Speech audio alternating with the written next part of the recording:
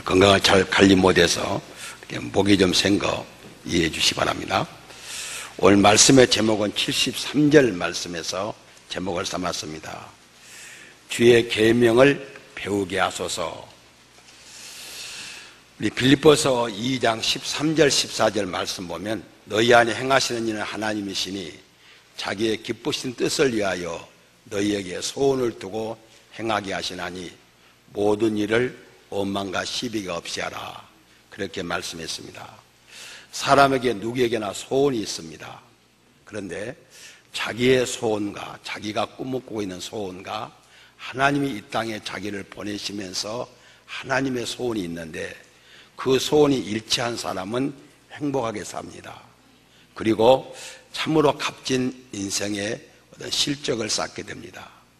그런데 자기의 소원과 하나님의 소원이 일치하지 않는 사람들은 언제나 갈등 가운데 늘 마음의 초조함과 불안, 그리고 다른 사람을 신뢰하지 못한 삶을 살게 됩니다. 그래서 오늘 이제 성령께서 시인을 통해서 이 부분에 대한 말씀이 22형 가운데 10번째와 11번째 말씀이 이런 주요한 내용, 어떻게 하면 우리가 나의 소원과 하나님의 나라를 향한 소원이 일치하는 삶을 사는가. 여러분이 삶을 살 때 행복감을 느끼고 살고 나면 별로 내가 크게 노력하지 않은 것 같은데 내 인생에 좋은 결실들이 맺어져 있는 것을 보게 되면 내 뜻과 하나님의 뜻이 일치하고 있구나. 내가 열심히 노력하고 헌신하고 여러 가지 노력을 많이 했는데 그래도 계속 주변 사람과 갈등이 생기고 별로 실적이 없다면 사실은 내 뜻과 하나님의 소원이 일치하지 않는 삶이면 신자든 불신자든 다 동일한 것을 우리는 보게 됩니다. 오늘 이런 말씀을 주시는 내용이 오늘 본문의 말씀인데 평소와 같이 이렇게 길게 다 상고하지 않고 한 년만 상고하고 시간이 남으면 다음 년에서 한 구절 정도 살펴보겠습니다. 먼저 중심사상 봅시다. 첫째는 하나님은 우리에게 생명을 주시고 우리의 삶을 주관하시는 분이다. 하나님이 창조주가 되시고 우리의 주거의 경계를 정하시고 직업을 정해주시고 우리의 삶의 연한을 정해준다.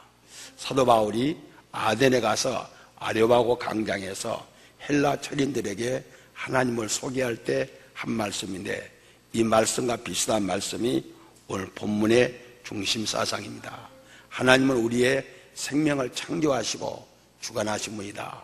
이사야도 이 말씀을 받아서 이스라엘아 너를 창조하신 자 야곱아 너를 조성하신 자가 이제 말씀한다. 너는 내 것이라고 말씀하시는 내용이 첫 번째 중심사상입니다. 두 번째는 성도에게 최대의 즐거움은 뭔가? 최대의 즐거움은 내게서 하나님의 법이 하나하나 성취돼 가는 모습을 볼 때 즐거움이 있고 최대의 부끄러움이 뭔가? 신앙의 가장 기본적인 기본기도 내게서 이루어지지 않고 있을 때 이건 본인에게도 부끄럽고 하나님에게도 부끄럽고 혹시 그것을 아는 사람이 있다면 참 얼굴 들기가 부끄러운 사람이다.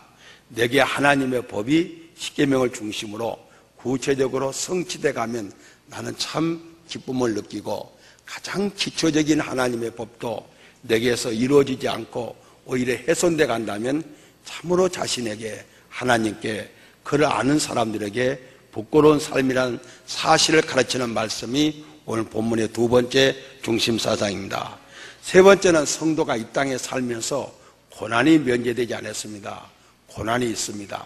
어느 때는 고난이 오는데 너무 심하고 그것이 언제 끝날는지 모르는 고난이 계속 밀려오지만 좌절하지 않는 것은 하나님의 회복을 약속해 주었기에 회복을 기다리면서 어떠한 경우도 좌절하지 않고 하나님의 약속을 붙잡고 산다는 사실을 다시 한번 확인시키는 말씀이 오늘 본문의 세 번째 중심사상입니다. 그리고 성도가 네 번째 중심사상은 이 땅에서 성공하기를 행복하기를 원하는가, 그렇지 않으면 거룩한 삶을 살기 원하는가. 물론 두 개가 연결되어 있고 표리의 관계지만 하나만 선택하라면 우리는 정의롭고 거룩한 삶을 사는 편을 택한다는 사실을, 이것이 바로 지혜요 능력이라는 사실을 가르치는 말씀이 오늘 본문의 네 번째 중심사상입니다. 이런 귀한 말씀을 우리가 한 년만 생각하고 다음 수요일날 다음 년을 생각하고 시간이 혹시 나면 다음 년을 한 1, 2절을 살펴보겠습니다. 먼저 우리 73절로 75절 말씀을 봅시다. 오늘까지 나의 삶을 유지케 하는 것은 하나님의 말씀이다. 건강이 혹은 물질이 혹은 지식이 내 삶의 주요 유지수단으로 생각했는데, 시인은 진실한 성도들은 나의 삶의 유지는 바로 하나님의 말씀이다, 그렇게 생각합니다. 그래서 하나님의 말씀이 내게 기본적인 힘이 되고 나를 유지하고 내게 사명을 감당하는데 가장 기본적인 자료가 하나님의 말씀이라고 고백합니다. 그 내용이 이제 73절부터 나오는데, 주의 손이 나를 만들고 세우셨사오니 내가 깨달아 주의 계명을 배우게 하소서 그랬습니다. 사람이 사람다운 것은 뭔가 자기 근본을 알고 자기 본분을 찾아 그것을 지키는 일입니다. 사실 어때요? 우리가 우리 어머니 아버지에게 감사하지 못한 사람이 있다면 학교에서 스승에게, 직장에서 상사나 혹은 사주에게 혹은 동료에게 진정한 감사가 있겠어요? 그래서 제가 5계명이 6가지 인간의 행위 가운데 5계명이 제일 앞에 있는데, 5계명은 인간의 기본행위다. 인간의 기본행위가 무너지면 다른 지엽적인 행위는 별로 기대가 안 된다. 그래서 회사 인사 담당자들은 어떤 사람을 선택해야 되는가? 부모에게 효도하는 사람, 부모와 좋은 관계를 맺는 사람이라면 그 사람은 별로 큰 문제를 발생하지 않는다. 그렇게 자주 말씀드렸습니다. 사람이 하나님, 자기를 창조하신 하나님을 부인한다면, 하나님께 감사하지 않는다면 어디다 그 사람을 기대하겠어요? 그래서 우리들은 뭐라고 말합니까? 주의 손이 나를 만들었다. 최초 인간인 아담도 하나님이 만드셨고 나도 나의 생명을 하나님께서 이 땅에 보내주셨다. 이것을 믿습니다. 그런데 왜 만들었는가? 우리를 만드신 이유는 하나님을 찬양하기 위해서. 그래서 여러분들이 가능한 한 해중석보다는 찬양석이 좋아요. 옥집사 잘 앉았어요. 계속 해중석만 앉았더니 오늘 두 부부가 그쪽 갔는데 잘 앉았어요. 앞으로 계속 저렇게 올라간 사람이 있어야 돼요. 상당히 올라간 거예요. 그러니까 하나님 찬양이 기본이라면 해중석에서 찬양을 하는 것보다는 찬양석에서 찬양하는 것이 훨씬 더 효과적이에요. 더 좋아요. 사람들은 그걸 잘 안 믿으려고 그래요. 그런데 올라가 보니까 어때요? 괜찮아요? 네, 괜찮을 거예요. 괜찮다고 해야지 또. 그래서 우리가 하나님을 찬양하도록 하나님 만드셨어요. 그런데 어때요? 죄를 지은 인간들이 죄성으로 인해서 하나님 찬양의 기능이 상실됐어요. 우리가 회개하고 다시 새 생명을 얻을 때, 다시 회복되게 돼서 우리를 말할 때 보라 새로운 피조물이다, 그렇게 말하고 있어요. 우리는 언제 무슨 목적으로 만들어졌는가? 하나님의 창조의 목적은 찬양하기 위해서다. 그래서 우리가 창조의 목적대로 하루에 찬송을 한 곡은 불러야 돼요. 한 장은. 새벽기도 안 나오신 분일지라도 한 장은 부르셔야 돼요. 찬양을 위해서. 혹은 여러분들이 소리를 내지 못한다면 마음으로라도 찬양하는 삶을 살아야 돼요. 그런데 뭐라고 이렇게 찬양하는 사람들은 74절 뭐라고 말합니까? 주를 경외하는 자들이 나를 보고 기뻐하는 것은 내가 주의 말씀을 바라는 까닭이다. 한번 생각해 봅시다. 주를 경외하는 자들이 나를 보고 기뻐하는 것은, 박건조 집사, 이달은 이제 박 집사하고 이야기 들어올게. 박 집사가 교회 오면 박 집사를 보고 반가운 사람이 누구야? 제일 반가운 사람이.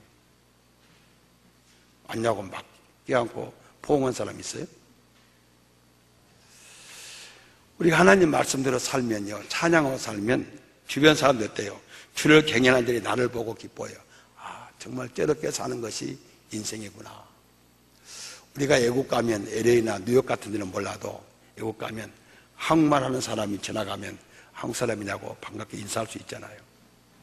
사도 바울도 고린도에 그 제약이 그때 당시에 바울 시대에 세계에서 최고의 타락의 도시가 고린도예요. 그래서 그때 격언이 있어요. 고린도 가면 안 된다. 고린도 사람이 된다. 그런데 혼자 고린도에 들어갔어요. 그런데 하나님을 섬기는 브루스길라와 아굴라를 만났어요. 얼마나 반갑겠어요. 왜 반갑느냐? 같은 방향이요. 삶이 같은 방향이고 삶의 목적이 같고 삶의 방법이 같아요. 그러니까 얼마나 반갑겠어요. 우리가 누구를 만났을 때 정말 동기감을 느끼고 반갑게 대할 사람이 누군가? 최소한도 우리가 다른 곳에 가서는 동기감을 못 느껴도 직장에 가서 학교에 가서 교회에 와서는 거의 동일감이 같은 사람들이 모이니까 동일감을 느껴야 됩니다. 제가 성경 전문교사반을 계속하라는 이유는요, 해본 사람들은 알잖아요. 같이 몇 주만 공부하면 동기감을 느끼고 다른 때보다 훨씬 반갑잖아요. 교회 와서 정말 말씀의 교제를 나누고 반갑지 않는 사람이 있다면, 반가운 사람이 없다면 얼마나 무의미하겠어요. 참 답답해요. 그런데도 제가 이렇게 재정부 보고를 받는다거나 이렇게 인사하면서 보면 참 용하다. 그래서 주일날 매번 오고 11조도 또박또박 하는 것 보면 저 사람이 무슨 재미로 사는지 모르겠다. 전혀 얼굴에 그런 말씀에 그런 용기가 없는데도 사는 것 보면 참 기적 같다. 그렇게 느끼는 분도 없는 것도 아니에요. 누구라고 말하면 삐직감서니까 말은 못하지만 그런 사람이 있어요. 사실은 참 기적 같은 사람이 있어요. 참 대단하다. 막 성령 충만한 사람보다 그 사람이 훨씬 더 기적 같은 삶을 살아. 자, 저렇게도 사는 거 보면 참 잘 산다 느낄 수 있어요. 75절 봅시다. 여호와여 내가 알거니와 주의 심판은 의로우시고 주께서 나를 괴롭게 하심은 성실하심 때문입니다. 우리가요, 이 세상 사는데 아무리 성령 충만한 사람도 누가 건들고 우리를 방해하고 우리를 편애하는 사람들이 있어요. 그리고 괴롭게 하는 사람이 있어요. 다 좋게 하는 거. 아무리 선한 목적으로 살아도 괴롭게 하는 사람이 있어요. 그때 그 사람을 보면 안 돼요. 하나님은 이사야서 3장부터 10장까지 주요 내용인데 하나님이 그 사람을 진노의 몽둥이로 써요. 그러니까 그 사람을 보지 말고 그 사람을 몽둥이로 쓰는 하나님을 보라는 거예요. 그러면 기분이 나쁠 리가 없어요. 얼굴색이 변하지 않아요. 그런데 그 사람을 직접 보면 나도 인간인지라 얼색이 변하고 그럴 수 있을까? 그런 마음이 드는데 그 사람을 들어서 몽둥이로 쓰시는 하나님의 손길을 지금 봤다는 거예요. 그래서 어때요? 여호와께서 나를 징계하시면 당연한 의로우신 심판입니다.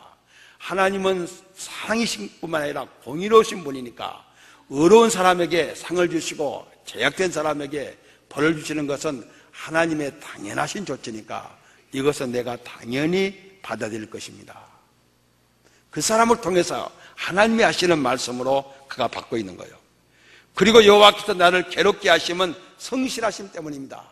신명기 28장을 중심으로 하나님과 하복을 이렇게 배치해 놓고 이러면 이렇게 하겠다 저러면 저렇게 하겠다 했는데 내가 하나님 앞에 잘못했으므로 그를 통해서 나를 괴롭게 하시면 정말 하나님 지당하신 조치입니다. 그렇게 말하게 돼요. 그래서 오늘가 73절부터 75절까지 말씀의 의미는 뭡니까? 과거의 역사를 봐요. 하나님이 나를 어떻게 하셨는가? 현재 나와 어떻게 하시는가? 미래의 나이가 어떻게 하실 것인가? 이걸 쭉 보니까 하나님의 섭리 속에서 나를 이렇게 하나하나 주권적으로 통치하시는 그 누구도 간섭할 수 없는 누구도 막을 수 없는 하나님의 주권적 통치가 강렬하게 임하는데 나에게 기쁨도 주시지만 내게 괴로움도 주시는 것을 깨닫게 돼요. 그래서 예레미야는 자신과 자기 민족에게 괴로움을 줄 때 주보에 기록된 대로 예레미야 31장 20절에 뭐라고 그래요? 지금 이 에브라임은 북쪽 이스라엘 가르치는 말씀입니다. 에브라임은 나의 사랑하는 아들, 기뻐하는 자식이 아니냐. 이 북쪽 이스라엘도 지금 타락에 있지만 나의 사랑하는 자식, 내 기뻐하는 자식이 아니냐. 내가 그들을 책망하여 말할 때마다 깊이 생각하노라. 그냥 말하는 게 아니라 내가 깊이 생각하고 내 종들을 보내서 말하는. 그러므로 그를 위하여 내 창자가 들끓으니, 정말 얼마나 창자가 끊어지는 것만큼 아픔을 가지고 내가 내 백성들의 죄악을 지적하고 그들에게 진노의 손길을 내리신다는 거예요. 이것을 깨닫게 될 때 하나님 지당하신 조치입니다. 내게 축복하실 때도 감사함으로 받지만 하나님의 진노하심도 내 행위에 대해서는 정말 가볍게 하시는 행위로 알고 감사를 드립니다. 앞에서 말씀드린 대로 하나님의 창조의 목적과 내 삶의 목적이 일치할 때는 이런 일이 없는데, 이것이 엇나갔을 때는 계속 놔두면 소멸될 수밖에 없기 때문에 하나님의 조치하심에 대해서 내가 불평할 수 없습니다. 그렇게 지금 말하고 있습니다.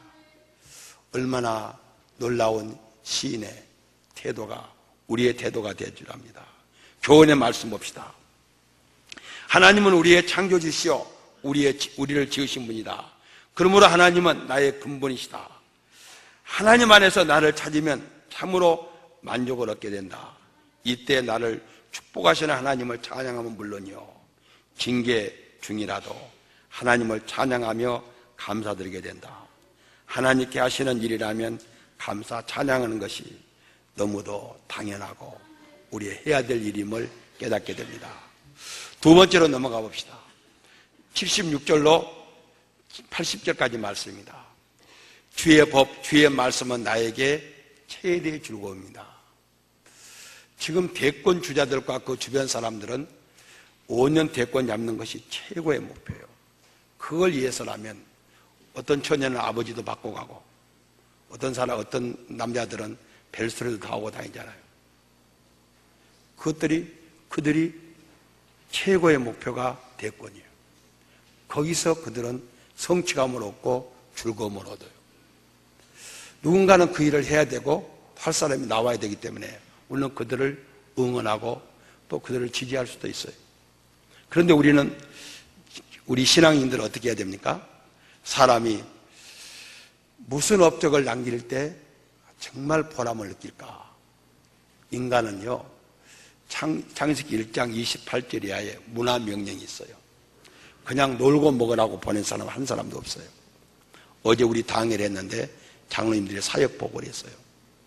놀고 먹는 장로님들은 이제 우리 교회에 없어요. 다 문화명령을 줬어요. 문화명령 가운데 우리나라 역사에서 제일 문화명령을 하나님 모르고 잘 성취한 사람은 세종대왕이에요. 그래서 우리 같은 사람도 한글 그냥 읽고 살잖아요. 여러분도 그렇고. 그런데 그리스도인들이 문화명령을 통해서 어떤 성취감을 가지고 기뻐할까? 그것이 아니고 뭘 기뻐하는 거냐? 내게서 하나님의 법이 성취될 때, 그리고 가장 수치스러운 것은 중사상에 말씀드린 것처럼 내게서 하나님의 기초적인 법이 실현되지 못할 때, 이것을 가장 기쁘고 슬픈 거예요. 제가 지난번 요한일서 새벽기도 할 때 그 이야기를 했어요. 고등학생들 퀴즈 대하는 걸 제가 자주 보는데 거기 보면 EBS라는 건 난이도가 있는데 난이도가 없는 것이 있다가 6번부터는 이제 별이 하나 둘씩 나오잖아요. 자기 가정에서 교회 안에서 사랑의 난이도가 있어요. 내가 김현주 집사를 사랑하는 것은요 하나도 어렵지 않아. 사랑 안 하면 좀 서운해. 사랑할 수 있어요. 그런데 우리 교회에서도 우리 가정 안에서도 누구든지 사랑의 난이도가 있어요. 애들이 보통 7, 8대까지는 잘 넘어가는데 9, 10번째는 난이도가 4개, 5개잖아요. 그거 맞추기는 어려워요. 박건주 집사는 교회 생활을 많이 활동을 많이 안 하니까 우리 교회에서는 사랑의 난이도가 다 똑같지. 박주다 그래 안 해. 그런 것 같아. 사랑의 난이도가 있어요. 우리 가정 안에서도 난이도가 있고 교회의 난이도가 있어요. 그런데 하나님은 우리 교회 안에다가 넣어준 사람은 우리가 다 사랑할 수 있는 사람을 넣어줬어요. 난이도가 좀 있는 건 사실이에요. 그렇지만 사랑 못할 사람을 넣어주지는 않았어요. 우리들의 가정에, 교회 안에 다 난이도는 좀 있어요. 그런데 난이도가 있는 사람이 우리 교회 안에서 누구든지 내가 보기에 5명이 넘지 않을 것 같아. 5명. 그 애는 거의 다 똑같은 것 같아요. 한 5명 정도는 난이도가 좀 있지. 저 사람까지 꼭 사랑해야 되는가? 그러나 사랑해야 돼요. 내가 그 난이도를 통과할 때 하나님 감사하고, 내가 난이도가 5번째 그냥 딱 틀려보면 어때요? 학교 대표로 나왔는데 10문제에서 5문제 맞추고 6문제 떨어지면 얼마나 서운하겠어요.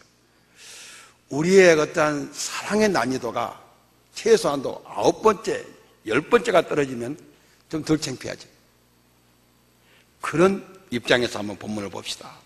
구하오니 주의 종에게 하신 말씀대로 주의 종의 인자하심을 나의 이안이 되게 하시며 주의 긍휼히 여기심이 내게 임하사 나를 살게 하소서.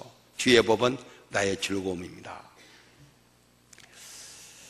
무언군요, 우리에게서 가장 이안이 되는 것이 뭐예요? 내게 최고의 이안, 내게 최고의 즐거움은 하나님의 말씀이고 하나님의 말씀이 내게 최고의 즐거움이란 거예요. 이것을 지금 시인은 고백하고 있어요. 시인의 행복은 뭔가? 시인의 행복은 하나님의 말씀을 대할 때 위로를 받아요. 정말 하나님의 말씀이, 오늘 본문 말씀이, 새벽기도 때 읽는 말씀이, 여러분이 성경 읽기표를 따라서 읽는 말씀이, 또 우리 성경 전문교사반에서 큐티하는 말씀이 여러분 위로가 되고 즐거움이 되는가? 그런데 이 사람은 이것이 하나님의 말씀이 내게 큰 위로가 되고 내게 큰 즐거움입니다. 이 말씀만 가지면 내가 어떠한 경우도 위로를 받고 어떠한 경우도 즐거움을 얻을 수 있습니다. 시간이 없으니까 이제 78절로 봅시다. 교만한 자들이 거짓으로 나를 엎드려뜨렸으니 그것들이 나를 수치를 당하게 하소서. 내가 주의 법들을 작은 소리로 읊조리이다. 교만한 사람들은요, 자기가 최고예요. 누가 봐도 자기가 최고 아닌 사람이, 자기가 최고로 생각하는 사람이 교만한 사람이에요. 이 사람은 하나님도 없어요. 하나님도 다 자기만 못하게 생각해요. 말은 하나님을 섬기는 사람이지만 하나님의 말씀 자기에게 유용이 안 돼요. 아무리 하나님 말씀을 오픈해 놔도 하나님 말씀을 스쳐 지나가요. 그리고 이런 사람들은 하나님의 말씀을 사모하는 사람들을 업신여겨요. 영원히 자기를 높여주지 않기 때문에. 그러나 이들은 아무리 우리를 괴롭혀도 우리는 어때요? 적은 소리로, 옛날 성경은 읊조린다는 말을 묵상한다고 그랬어요. 어떤 사람이 나를 괴롭게 한다 할지라도 내게 이미 내 가슴 속에 있는 하나님의 말씀으로 나는 암송하면서 묵상하면서 내가 위로를 받겠습니다 라고 고백해요. 내게 말씀이 없다면 즉각 반응이 가겠는데, 좋으면 좋고 나쁘면 나쁘다고 즉각 반응이 가겠는데, 내게 말씀이 있어서 그걸 내가 넘어갈 수 있는 힘이 있습니다. 오늘 말씀을 제가 빨리 온 것은 79절 말씀을 좀 자세히 보려고 왔습니다. 79절 말씀을 봅시다. 79절 말씀과 74절 말씀은 같아요. 주를 경외하는 자들이 내게 돌아오게 하소서. 그리하면 그들이 주의 증거를 알리이다. 시인의 호소는 뭡니까? 사랑의 공동체에서 주를 경외하는 자들이 자기의 동지가 되게 해달라는 거예요. 예수를 오래 믿어도요, 교회에서 친구가 없는 분들이 계세요. 그러면 신앙에 아직 그 중간선을 넘지 못한 분들이요.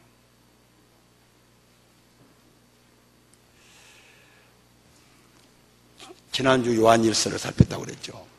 요한일서의 서두에 1절부터 4절까지가 중요한 교리인데요. 1절은 뭔거요? 태초부터 있는 말씀에 관하여 내가 눈으로 보고 손으로 만지고 귀로 들었다고 그랬어요. 요한 사도는 핸드릭슨의 연구에 하면 예수님과 이종사촌이에요. 예수님 공생애를 시작하기 전에 예수님과 모욕도 하고 같이 놀았을 거예요. 그때 시대니까. 그런데 이 예수는 나중에 자기 이종사촌인 줄 알았는데 태초부터 있는 말씀이요. 창조주였어요. 그 창조주를 자기가 눈으로 직접 보고 그의 말씀을 귀로 직접 듣고 그를 손으로 만져도 봤어요. 이 생명이 우리에게 나타났어요. 자기는 이제 그 예수를 메시아로 발견한 다음에 이를 증거하는 2절에서는 이를 증거하는 일을 자기의 사명으로 삼았어요. 그리고 이를 증거하는 일에 순교적 가치를 느꼈어요. 그리고 증거를 해요. 오늘 주보에 기록된 말씀이 3절이 나와요. 3절은 뭔거요? 내가 이것을 전하면 이 말씀을 전함으로 너희들이 하나님과 사귐 있게 함이라. 하나님께서요, 우리를 이 땅에 보내시고 육신을 입고 있는 동안 하나님과 신접촉 이것을 하는 방법을요, 손으로도 허용하지 않고 어떤 몸으로도 허용하지 않고 귀로도 허용하지 않고 눈으로 보는 것으로 허용하지 않았어요. 이거 허용하지 않은 건데 허용을 받은 사람들은 특수한 사람이에요. 이것은 모두가 다 인정해서는 안 될 이야기예요. 하나님이 자기를 접촉할 수 있는 방법은 뭔거요? 내가 이것을 전하면 너희로 하여금 하나님을 알게 하게 합니다. 우리가 하나님의 말씀을 접하게 되면요, 전에는 눈으로 보고 손으로 만져보고 그런 기적을 행했어도 시간이 지나면 진짜 하나님이 계신가 그렇게 되는데, 하나님 말씀을 가지고 직장에서 한 5분이라도 예배 끝나고 여러분들이 큐티를 1시간 이상 같이 지난 이야기 자기 신세 타령하지 말고 말씀을 가지고 나눠봐요. 나눠보면요, 그 다음부터 그의 입에서요, 하나님 어디 계시냐 말이 안 나와요. 자기 인생을 돌아보면 지금까지 지낸 거 하나님 은혜로 알게 되고, 현재 자기가 자기와 함께 계신 것을 알게 되고, 미래에 하나님이 자기를 어떻게 하실 것을 알게 돼요. 그래서 구약이나 신약에서 제일 좋은 것은 뭔거요? 신실한 사람들과 말씀의 교제를 나눈 거예요. 그 중에 제일 좋은 사람이 부부, 가족이에요. 그리고 성도들이에요. 그렇게 말씀의 교제를 나누면 이 사람은 그의 삶 속에서 허전함이 없어요. 실컷 11조 내고 교회 봉사했는데 하나님이 계신 것도 같고 안 계신 것 같고, 어느 때는 계신 것 같고 어느 때는 안 계신 것 같다. 그런 것은 꿈에도 생각이 안 돼요. 이렇게 말씀의 교제를 부부간에, 가족끼리, 성도끼리, 직장에서, 제가 양천구청에 한 8년 동안 20분 점심 먹고 40분 성경 공부했잖아요. 그렇게 나누다 보면 어때요? 나누다 보면 하나님 없단 말 못해요. 하나님 접촉을 하게 돼요. 그리고 주변 사람들이 저 사람이 하나님이 함께하는 사람, 요셉처럼 하나님이 동행하시고 형통케 하는 사람인 것을 보게 돼요. 지금 이런 원리 때문에, 성경의 일관된 원리요, 이 원리 때문에 지금 뭘 기다리는 거냐? 신실하게 하나님의 말씀을 나누는 사람이 기다려지는 거예요. 이것이 얼마나 놀라운 일이에요. 이 방법을, 지상에 있는 동안 이 방법이 가장 정확하고 옳은 방법이요. 그의 방법은 어떤 특약 처방이에요. 그건 계속된 방법이 아니라 특수하게 한 번, 한두 번 주는 방법이지 전반적인 방법은 아니에요. 우리가 보고 들은 바를 너희에게 전하면 너희로 우리와 사귐 맺게 하려 함이니 우리와 사귐은 아버지와 그 아들 예수 그리스도와 더불어 누립니다. 더불어 사귐이요. 개혁성경은 더불어 사귐이요.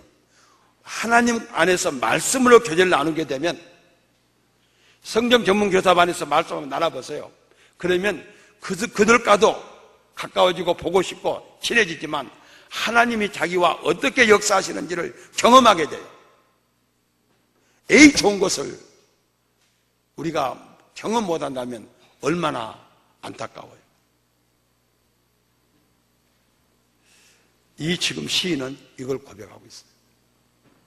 이것이 2000년 교회사의 하나님의 일관된 자기 계시 방법이에요. 이런 사람들은요, 정말 방금 말씀 요셉처럼 하나님이 그와 함께 하시고 주변 사람이 형통케 하심을 주변 사람이 보게 되고 본인이 경험하게 돼요. 그때 뭐라고 말해요? 80절에 내 마음이 주의 윤례들에 안전하게 하사 내게 수치를 당하지 아니하게 하소서. 이제 하나님 말씀이 자기에게 안전하게 역사하게 되면 우리가 수치당하는 일, 앞에 수치는 뭐죠? 신앙의 기본기를 못하는 일, 주일성수, 11조 혹은 부모 공정 이런 것들을 신앙의 기본기가 무너진 사람이 없어요. 그건 신앙의 기본기는 다 하게 돼요. 그래서 내게 영적 수치, 영적 벌거벗음이 없게 돼요. 그런데 이런 경험이 없는 사람은 자기가 지금 수치를 당하는 줄을 몰라요. 정신병자가 자기가 정신병자인 줄을 안다면 정신병자가 아니죠. 내가 지금 영적 수치 상태에 있는데 수치 상태를 모르는 거예요. 그러니까 언제나 종교생활도 하나의 침이 되는 거예요. 신앙생활도. 그런데 하나님 안에서 하나님과 더불어 말씀의 교제를 하게 되면 이것이 무거운 짐이 아니라 우리에게 위로가 되고 우리에게 즐거움이 되고 우리에게 능력이 되고 우리의 삶에 놀라운 활력소가 되는 것을 경험하게 됩니다. 교훈의 말씀 생각해 봅시다. 오늘 내 앞에 있는 하나님의 말씀은 나의 삶의 윤리적인 삶을 인도하는 그리고 죄를 억제하는 것도 되지만 실제로 어때요? 나의 삶의 방법을 근거와 방법을 제시하고 큰 힘이 되어서 나를 그렇게 시시하게 살게 안 만들어요. 그래서 이 삶이 변화된 다음 자기도 깜짝 놀래요. 아, 내가 이런 사람이 됐구나. 최소한도 3개월, 1개 분기, 1년, 5년, 10년이 지나면 놀라운 실적을 자신이 얻으려고 하던 게 아니라 갖게 돼요.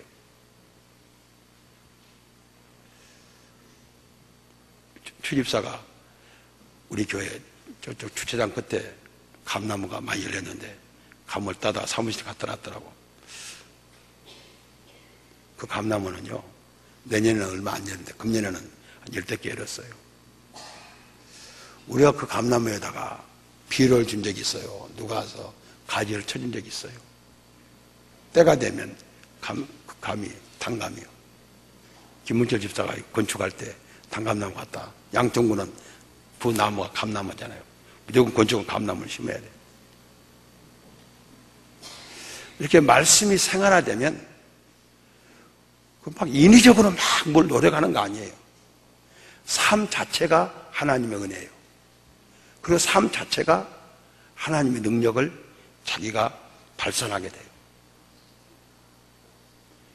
이것이 말씀의 능력이에요. 이런 삶을 살라고 말합니다. 결론으로 넘어갑니다.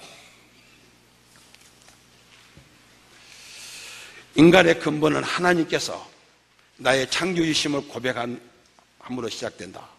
인간의 본분은 하나님께 영광을 돌리는 삶을 사는 거죠. 하나님의 나를 만드신 목적과 내가 사는 목적이 일치하면 전부 다 목사되고 찬양도 되란 말 아니에요. 자기 현장에서 삶이 원활해져요. 그리고 즐거움과 힘을 얻게 돼요.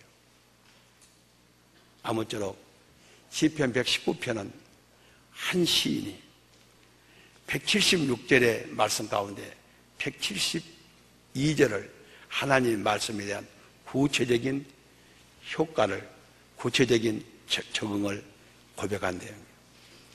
이것은 옛날 3000년 전 시인에게만 있었던 것이 아니라 오늘 우리에게도 충분히 재현될 수 있게 오늘 성경에 편입되어 있어요. 우리가 119편 말씀을 끝나면서 말씀의 효용성이 한 사람도 스쳐 지나가지 않고 한 사람도 수치를 당치 않고 하나님께 영광을 돌리는 모두가 되시기를 주님의 이름으로 축원합니다. 우리 일어나셔서 힘있게 찬송 드리겠습니다. 511장 찬송 실천하기를 바라는 마음으로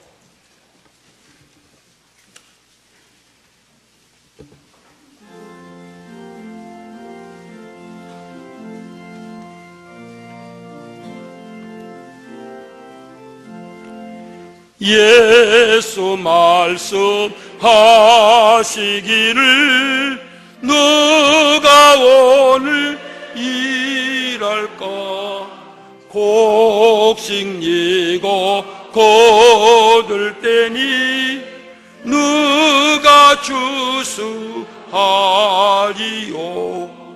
후한상을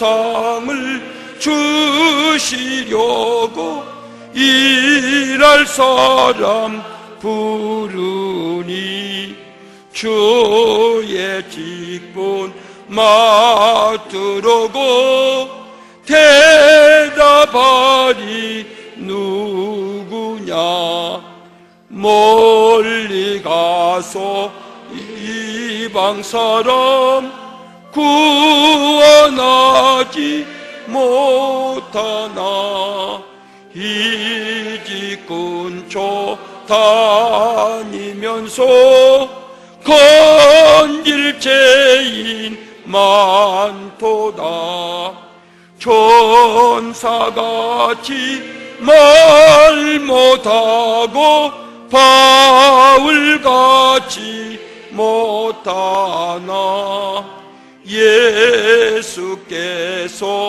구속함을 힘을 다해 전하세 죽을 사람 구하라고 예수 너를 부르니 힘이 없어 못한다고 핑계하지 말아라 주가 주신 직분 맡아 항상 기뻐 지키고 부르실 때 대답할 말 나를 보내 주소서.